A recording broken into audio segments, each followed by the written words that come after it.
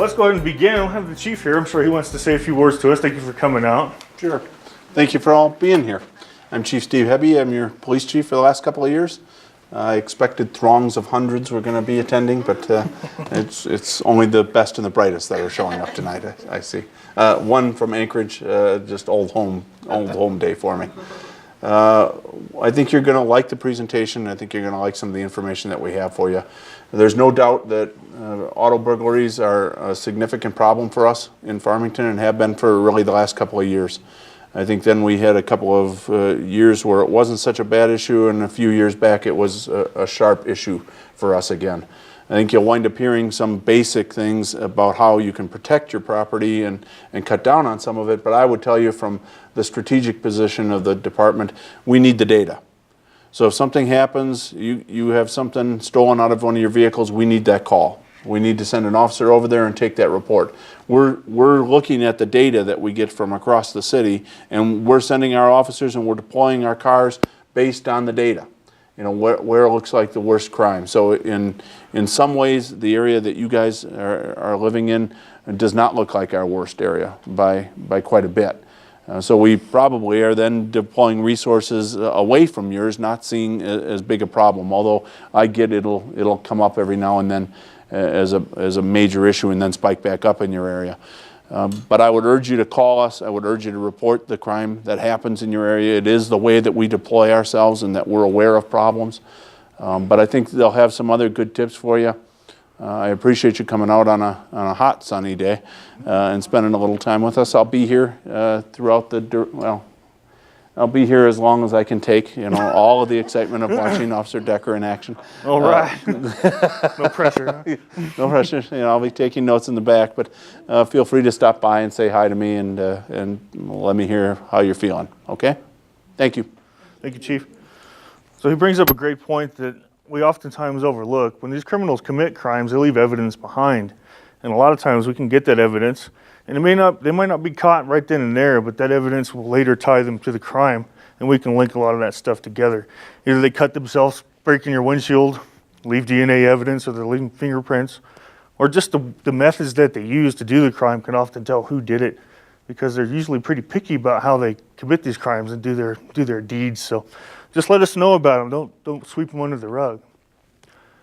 So with that said, I'm Officer Decker. I'm the District 7 coordinator, and we're talking about community policing. We're more the crime prevention unit.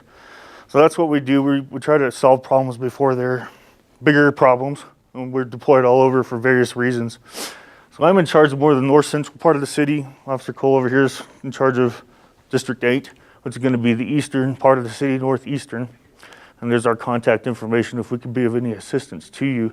We're a good liaison with the community. If you need resources with the department or from the department, we'll be happy to come out and assist you or answer your questions or just meet your needs if you're having any criminal activity or stuff like that. So first we need to understand the crime triangle. So I'm gonna get into a little bit of crime prevention so you guys can protect yourselves. And this stuff is pretty basic, but it makes sense. So this is like a general area or general way you can look at crime and different ways to protect yourself. But in order for crime to occur, we must have the following. First, we must have a target. So this is an object of desire. This is your automobile, something a criminal wants. And this could be applied as a shoplifting standpoint or home safety, burglaries, whatever. We have to have somebody who's willing to commit a crime or desire, and then an opportunity to commit that crime. So a lot of times the opportunity the criminal's going to weigh, is it worth the risk? And that's where we're going to try to mitigate or drop the risk. We're going to increase the risk to them, but drop the risk to us. So this is called the crime triangle. So neighborhood crime, can you guys tell me the types of crime you guys are experiencing in your neighborhoods? Car burglaries. Big time. So car burglaries, what else we got? Car thefts. Thefts, they actually take the car itself, good. Criminal damage to property. People are damaging property. People are throwing eggs at cars. We get some of that stuff going on. A lot of it's going to start with the prowler. So this is where if we're extra vigilant on people who don't belong, we're going to prevent a lot of different types of crime. So a prowler is somebody who has unlawful intention and they're moving around neighborhoods, usually at night. and they're prowling. They're looking for something to gain. But with the prowler, if we can stop the prowler, we're going to stop a lot of other things that come along with the prowler. So we're looking at burglaries, either auto or residential, people break into houses. We're going to stop the thefts. We're going to stop the vandalism. And the voyeurism, these are people peeking into your windows and doing other bad things. So we need to be extra vigilant about people who don't belong. They may be in your neighborhoods in cars. They may be on bikes. They may be just walking around with backpacks, skateboards, whatever.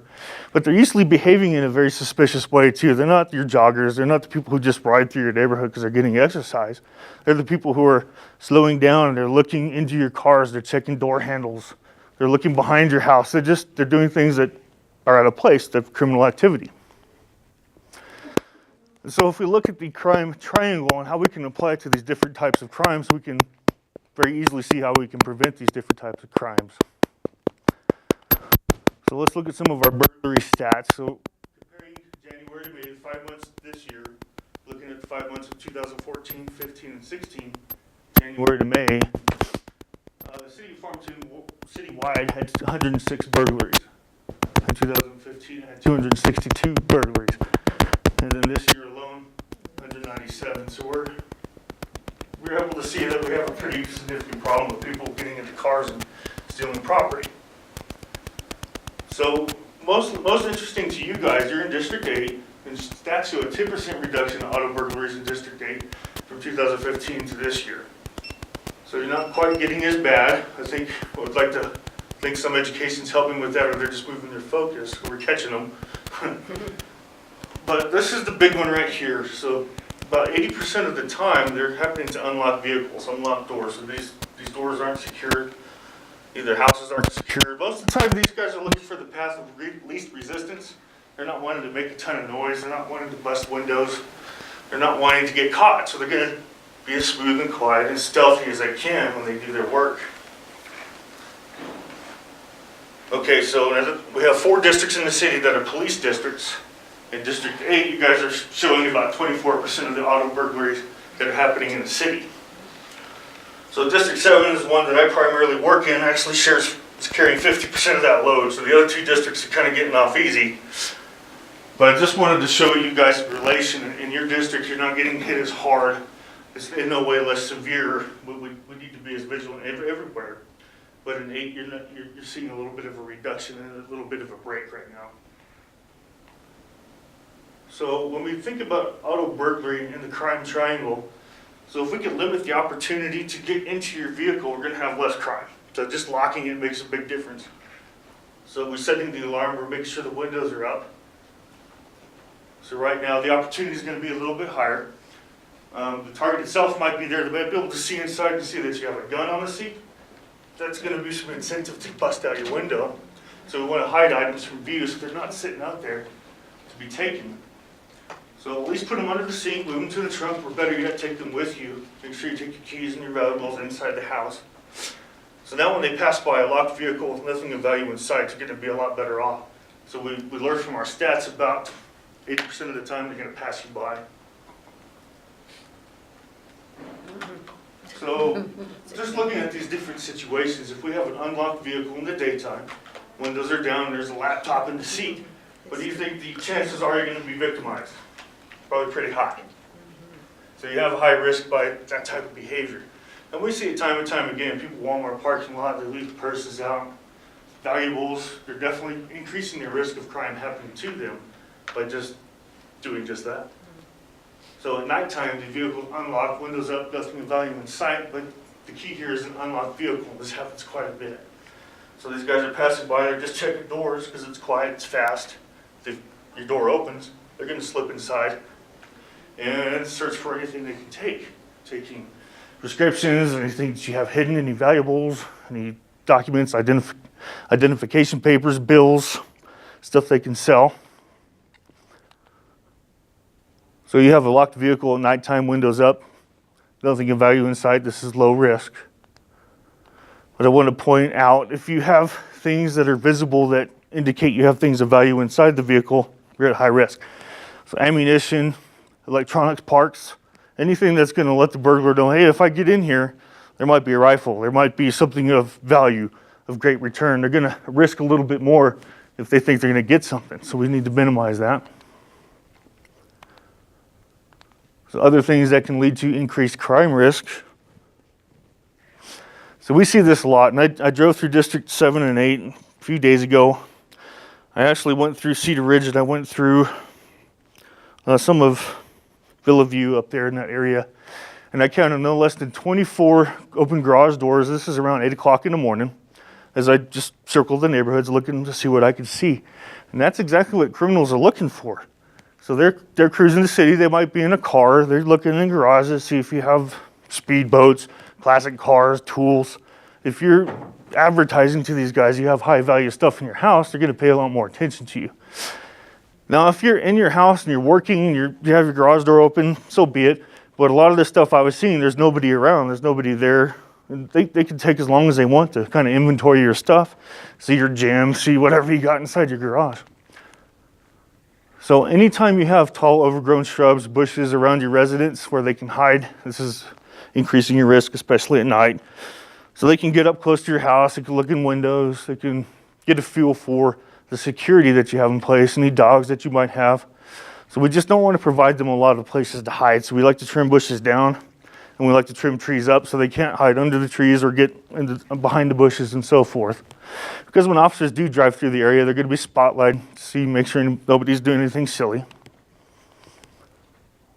People leave valuables outside all the time, dirt bikes, tools, children's bikes, usually lots of toys, but they can sell that stuff too, and it's going to be a target. Even to a young kid, a target of opportunities, going to see a bike nicer than his, he might take your bike. So it's just a good practice to secure all the valuables inside your house and outside the house. This is one that's around the holidays, you get discarded electronics, you get a nice home entertainment system, you throw the box outside, and the people who want to do harm to your system, they're going to see that you have some nice new things, and it might be enough to make them watch your house a little bit closer to see if they can find a time and an opportunity to take your stuff. So poor lighting. So lighting is big. If you got good lighting in a busy corner, you have a lot less risk than if you're hidden, tucked away, dark. You're going to have more people out there trying to take advantage of that. Open curtains, so they can see who lives there. Sexual predators will look for people, target people. They'll look for young children. They're going to look for your nice TV. You don't want them to see what you have, so you're going to close your curtains at night. It's nice to get in the habit of that, just for many, many reasons. It's going to keep you safer. So if you're in the habit of having bills in your vehicles, there are people who steal information and sell information, and they can get that just by looking in your window and writing stuff down. So they never even break into your thing, but if they can get identity theft type information from paperwork in your car that you're leaving exposed, they will. So be guard and mindful of that. Mail left in boxes. So if you don't gather your mail, or if you're leaving that stuff outside, it kind of opens you up to the same type of risks. And then this is a big one too. So there's no neighborhood watch program. So someone who doesn't feel welcome in your neighborhood is not going to exploit it. So if they're questioned by walking into an apartment complex, hey, what are you doing here? Going to help you find something? You're going to move on. Someone who notices a neighborhood that everybody keeps to themselves, they're not concerned with anything that's going on. They feel comfortable there. They're going to spend more time there. They're going to exploit it more. So this is one of the big things. People don't like to call us because they think they're bothering us. I don't know if it's really nothing. I'll just ignore that. But if it makes you feel uncomfortable, if it raises your suspicions, it's probably for good reason. We would encourage you to call and report it. We're glad to come out and investigate it. So we say this a lot. If you see something, say something. So these are some of the things you're going to look for as far as prowlers, so people that don't belong in your neighborhood. So these guys are walking, driving or riding bikes, and they're looking into cars. They're trying to look into your open doors. They're trying to look behind your house. They're trying to evaluate what it is and they can't get away with. And they're gonna stand out when they do it, kind of like when shoplifters are looking around before they steal stuff. They kind of have a look about them. So they travel at low speeds, especially at night with their lights off. So look closely. It might be a police officer because we will cruise streets blacked out. But please be aware of that. Any other vehicle besides one of ours that's driving around at night with their lights off, they're either intoxicated and need to be reported, or they're probably perpetrating some type of crime. Another good sign is they're dropping passengers off and remaining in the area. One of the popular tactics is they'll drop on one end of the street and they'll go to the other side.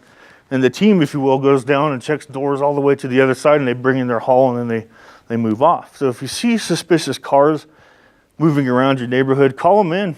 We'd be happy to come and check them out. So they'll sit easily in the dark and park cars for unusual periods of time. People are doing things that just don't fit or make sense. So it's not, you don't want to see someone walking with a big screen. It's just not common to see that.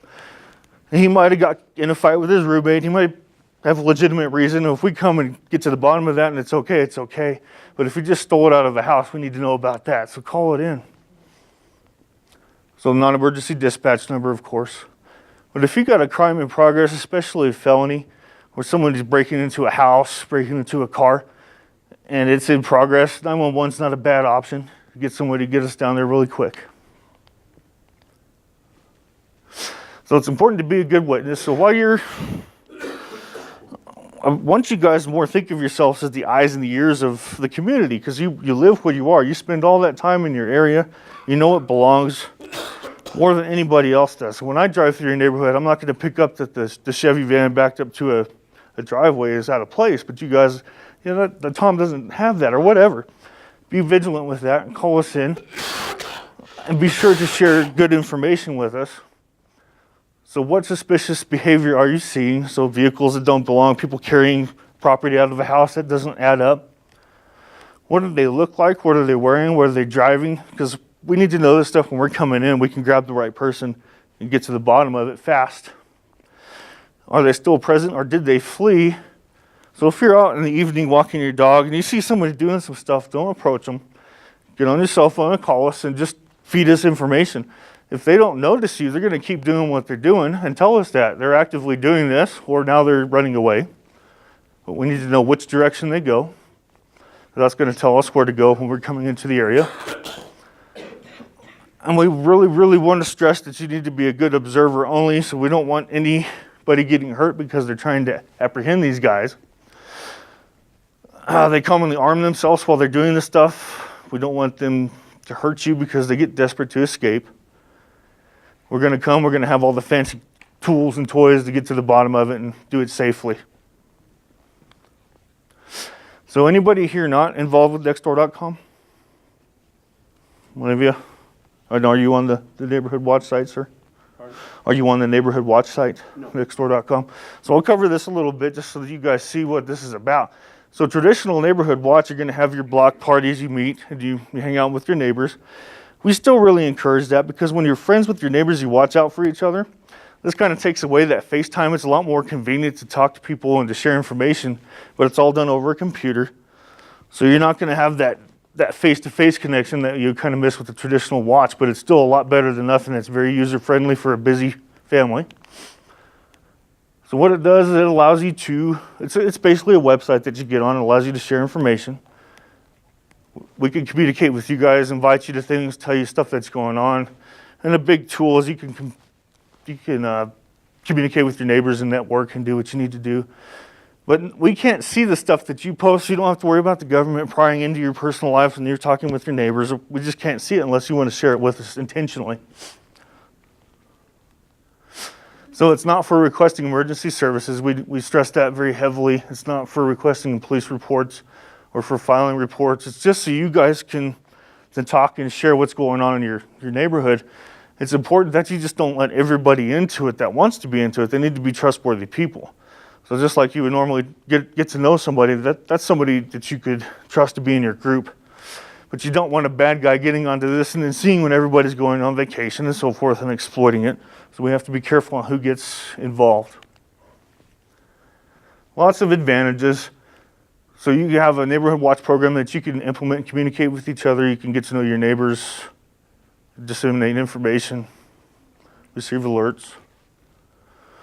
But everybody has to verify their address. And typically, you want someone to vouch for another person. So there's going to be someone who starts the watch group. It's going to be in charge of it. And if they know somebody, they can invite them in. And it's like a referral, personal referral basis when you start to build this network of people on your neighborhood watch group. Once you get signed up, they want to verify that you do live where you live and want to verify your address. And these are different ways that they go about it. The lead is the person that runs that particular neighborhood watch group. They're basically the coordinator. They adjust the boundaries. They moderate everything that goes on there. So it takes a leadership role to do that. And the people who are doing it typically know who they are and that they should be doing it. So you could be the founder of a neighborhood watch group and you'll get the lead status, or you could be nominated.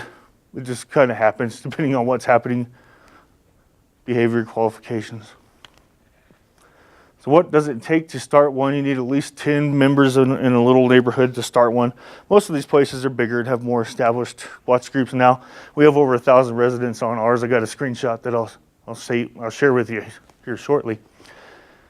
You have to be active over 21 days to get a launch status. Previous to that, it's a pilot status, but you can request extensions. It's just so that the website that hosts this, they don't invest time and effort into hosting something that's not being used. So they want to make sure that you guys are actively using it and you can proceed. But it doesn't cost you guys anything at all to use it. It doesn't cost us anything to communicate with you guys. It's a very good service. A lot of communities across the nation are using it. But you'll have a dashboard here and you'll be able to get in there and talk to people in your neighborhood and see what's going on if we're posting stuff. And then you can set up alerts. So if anybody does have anything to say, it'll come across on your phone. It just makes communicating about the neighborhood safety much easier. And there's a good screenshot of our current participating membership. So up here we have almost 1,100 members right now. And these are the big groups that are around the city. I like the different color ones. They're kind of ones that have gone by the wayside. We try to go in and re-nurture those or foster those back into growth. And the brown ones have fell out of a pilot status into an inactive status. But the green ones are ones that are still being used. And you can see the foothills area is a very big one, and then our Silver Ridge here. And if you don't have our mobile app, it's easy to download on your smartphone. You can get it at the Google App Store or the Google Play or the App Store there. So with that in mind, with that information, do you guys have any questions, comments, concerns that we can help you with tonight? I know you do. What you got, sir? Oh, there's a lot of questions, but of course we've not taken any formal steps toward integrating what we're doing with. That's what we're interested in now. So you're at the Country Club Golf Course. And you just got a new security system up there. Yeah. Okay. And what is your primary? Are you experiencing crime up there? I mean, what Well, resulted in it? The recent events we have. Let me explain. That subdivision is San Juan Country Club Estates. Okay. The original started in 1982, and today there's only 79 properties within phase one. Okay. I'm on the board of directors of that, I've been there 18 years. We've entertained the idea of a gated community, and we've also entertained the idea of putting in security video and so forth, like 8 years ago. And you've got the little guardhouse there, right? That separates the community from. Yeah, we don't have conventional street lights. They're all landscape lights. They're all low profile lights and planters along the street. A stranger probably would find it difficult to find roads, streets, signs, and so forth. But that's right. The rest of us don't. But the whole upgrade this year is that now that there is phase two, which overshadows phase one in numbers of properties, like almost 3 to 1. And so they have joined with us, and we've installed a video capture on both entry and exit, plus a little sophisticated feature that's a license plate reader. Awesome. Which can be triggered, and the engineer's coming in to install that last 5th camera feature next week. So it's essentially a completed project.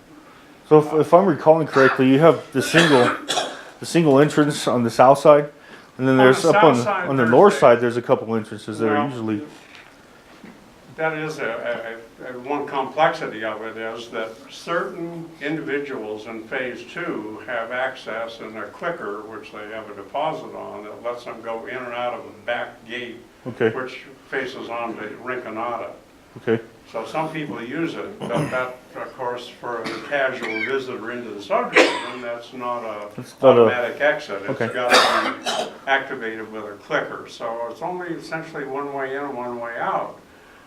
But recently, we're very much aware, and I've been working at the security shack doing this installation now for almost 2 months, and we're very much aware of people who cruise. okay, And you have on record incidents recently in phase two where people have done the very things you're talking about, come home for lunch. The easy way to go in, all of us, is to push the garage door operator, go in and have lunch, leave the car in the driveway, the lady comes back out and her purse is gone, you know? So there's opportunist people cruising the neighborhood. mm-hmm, And so we're kind of anxious to pin down and begin to work on identifying. But there's new homes being built, so you've got contractor people, you've got workers coming in and out.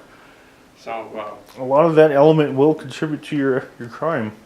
The people who come install carpets and whatever, a lot of them will case the joints, so you just gotta be very oh, yeah. careful. Well, everybody knows when the appliances have been delivered in the house but yet not installed, that's the perfect time. Sure, And light fixtures and that sort of thing, so that's happened in the past, nothing recent. good, Anyway, it's a tool, and our principal reason, or my principal reason, is promoting this installation is now to develop the protocol between you and us on how do we use the information we're collecting in okay. a timely way. Is it constantly recorded? Yep. So I would recommend, kind of like anybody else we have who has a constantly manned facility, like let's say Walmart, they got people in there that constantly watch the inventory, and they have a problem, then they take that recorded evidence of the problem and provide it to us. At that point, we can use it as evidence. Right. But stuff that's not criminal related, we're not really interested in, unless it's also contributing to either success or failure of the system. Yeah.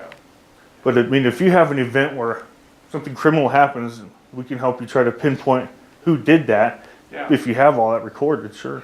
See, we intend to give full access to real-time access to the camera system if everybody wants it. I see. You know, within the subdivision. That's After all, good. they're the investors that created it.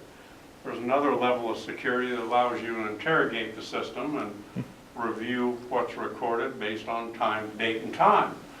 And so So would that, is that stored on site or is it on a remote server? it has remotely accessible, it's stored on site. We Okay. went 300 feet away and installed it in a workshop inside the country club facility. Okay, We have a mutual benefit for them as well. They've had as much problem over the years as the club with golf carts and some damage to the golf course itself with traffic, people who drive on greens and maybe a little alcohol involved. sure. Well, I think the greatest asset for it is if it's recording constantly and you can see what vehicles are coming and going when time and when crimes are committed, something major happens, a lot of stuff gets lifted or stolen or damaged, then we can look at who accessed the property in a time window, and you'll be able to tell this person lives here, this person lives here, this person doesn't belong, and that gives us a lead. So then we can start investigating there. Yeah. So it's good that you're getting that data, and if stuff happens, then let us know. We'll come out and grab what we can from the data that you have. And we have people trained to glean that from the system to help you guys isolate it. And officers will come out and try to figure it out. Our detectives will, and get what they need to hold them accountable. Well, I guess the thing that you have to look at is there's a lot of filtering to be done because with the vehicles and people who pass that location, but the golf course property or the property extends around it is porous. It's Sure. not fenced. It's Sure. there's a number of ways to walk in or Sure. bicycle or something else. So it isn't a cure-all, but Sure. we tried to make it It'll help. as visible as a deterrent. number one. Sure. And then, Yeah, the signs you're being recorded, this is all video surveillance. I mean, that really does help cut down on stuff. Because as we talked at the presentation, it's risk and reward. If they're too high of a risk of getting caught, they usually move on to a softer target. That's usually how that works. So if you're a harder target, even from the front, you have a well-defined property line, but you can tell where the golf course is, where the estates are. And you do have the guard check. You got a lot of stuff going for you that most communities don't. well, I guess the one thing you don't mention in any of this, and I think probably the prevalent, petty theft or theft is one thing, but I think one of the biggest points of discussion among the homeowners in our part is home invasion. It's not mentioned in your, Thankfully, we don't have a lot of that. The home invasion types are different. See, when we're talking about burglaries, these guys want you to be gone. They want to catch you when your property is empty. They want to be in and out. And usually if they find somebody, they split.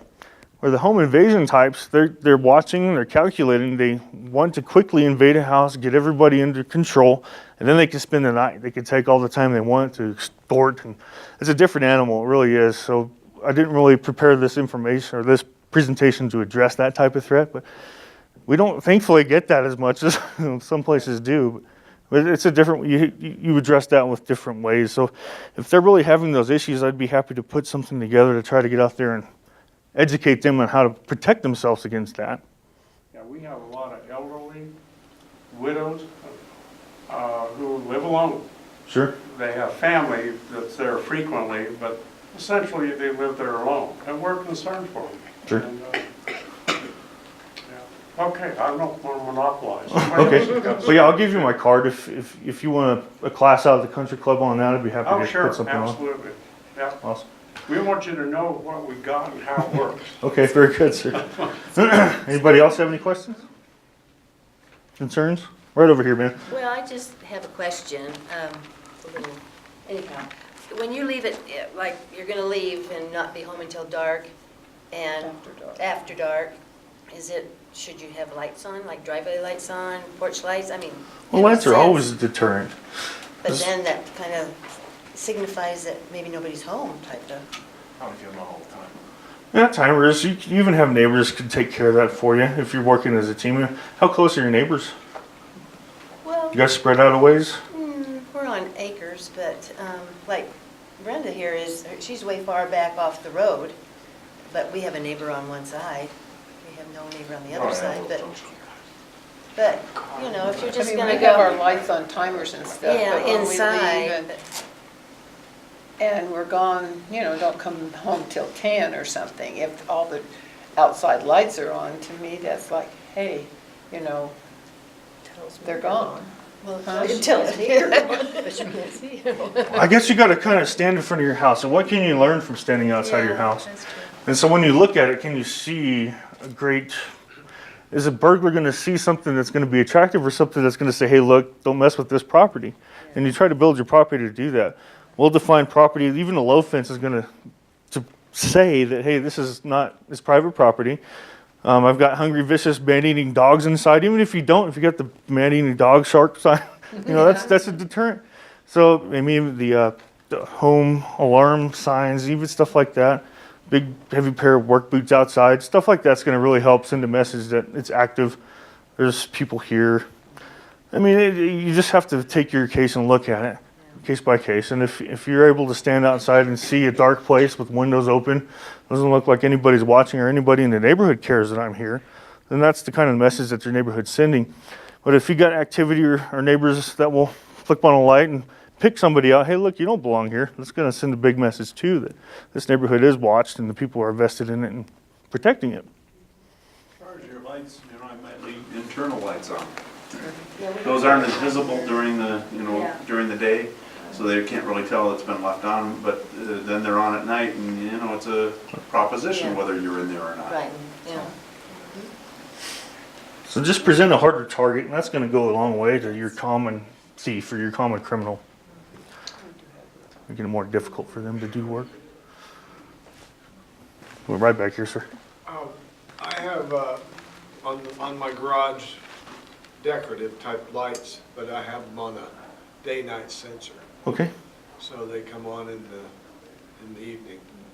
And a lot of them have the motion sensors too when people walk by. That's good. Another thing you kind of hit on was documents in a car. Mhm.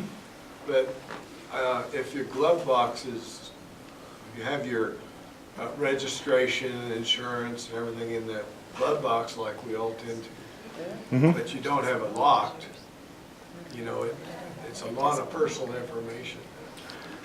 There's a bit on, they're going to get your name and address a lot of times. They're not going to be able to get a birth date or a social security number, hopefully.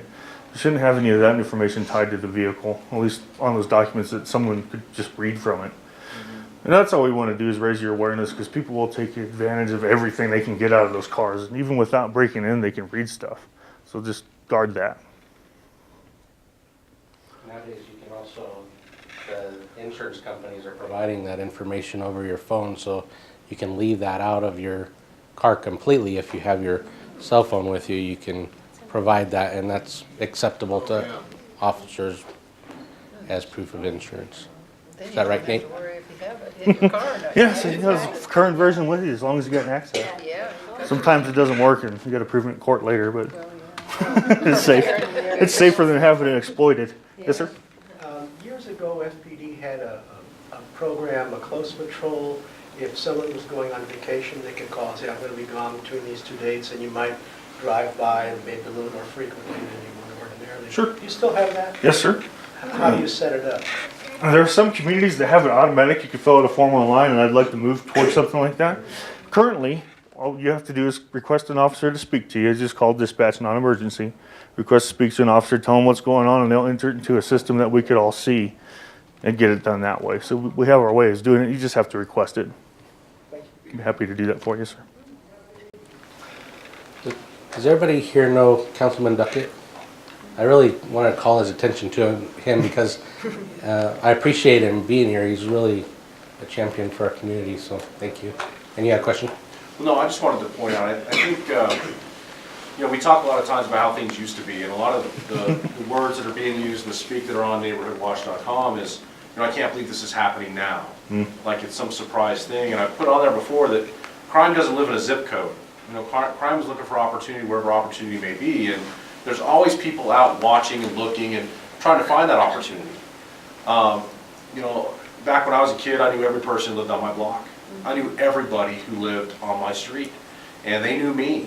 And I find more and more where people don't know who their neighbors are, and it becomes a real issue for them. They don't know who to trust or who to call, or, you know, in times of help. You know, I brought my daughter here tonight, and we obviously made a plan that if something happens and you're in the home, where can you go? Who can you go to? Who are your neighbors? Who's going to be there to help you out?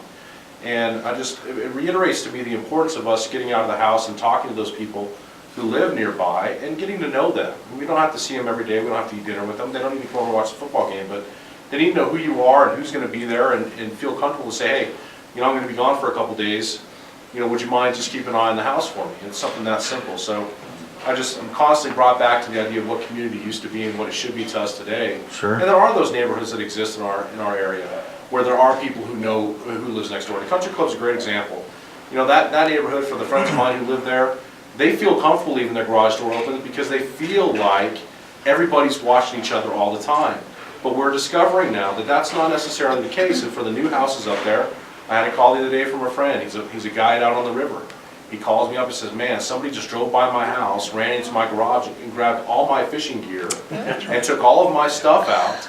And I mean, just while I was in the house for 30 minutes. And my wife is much better than me. I have a tendency to leave the garage door open, and but it just reiterates to me the things that you're talking about tonight. When opportunity, right, they're looking, they're watching. You know, and if we're not taking care of our own stuff, we can't rely on you guys to be there on every corner in every moment where something bad is going to happen, and then say, well, how come the FPD is not doing their job? Why am I not doing my job? You know, there's everything that I can do just a little bit better and take a little bit more time on my part to protect the things that are important to me, and we can share that information with our neighbors. We can tell them, hey, John, last night I noticed that you left your garage door open, or I just want to be sure that, you know, you're okay, or if you were in the garage, but, you know, we've had some issues around here, and it takes all of us to communicate that to one another and not just rely on you guys. You know, our money's only going to go so far.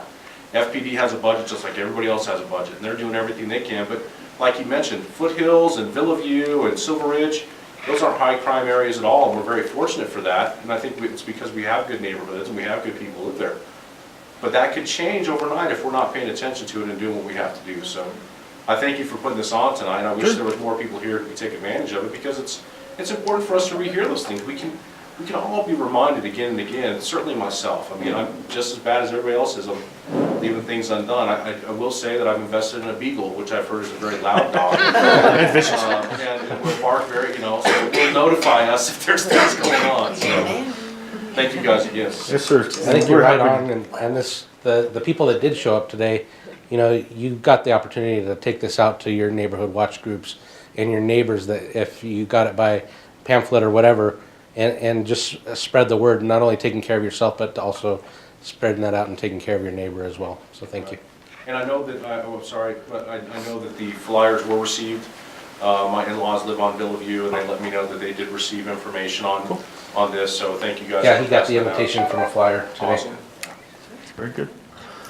Those are sweaty days out in the sun handing out flyers, but we're happy to spread the word and try to get this class to anybody. We'll give it anytime you guys need it. If you find another opportunity, I'd be happy to do it. And we are lucky to have it recorded, so we'll try to link it up and get it as many places as we can, because the information is there. Is this, we're vigilant, we're watching, we're good witnesses. It's really hard to get away with stuff if somebody sees you do it. And we got a license plate, or we got a good description of the person. We could follow up with all that and hold people accountable. So many times, though, people aren't paying attention. They get in and out, and what's done is done at that point. And we have to hope that we can tie them later to it just by evidence they leave behind. So sometimes we get lucky, and sometimes we can. We can hold them accountable. But yeah, the more we can watch, pay attention for each other, the better off we're going to be, for sure. You guys have any other questions, comments, concerns? Yes, ma'am. If you're going to be out of town, say for a week or longer, and you're leaving your lights on in the house,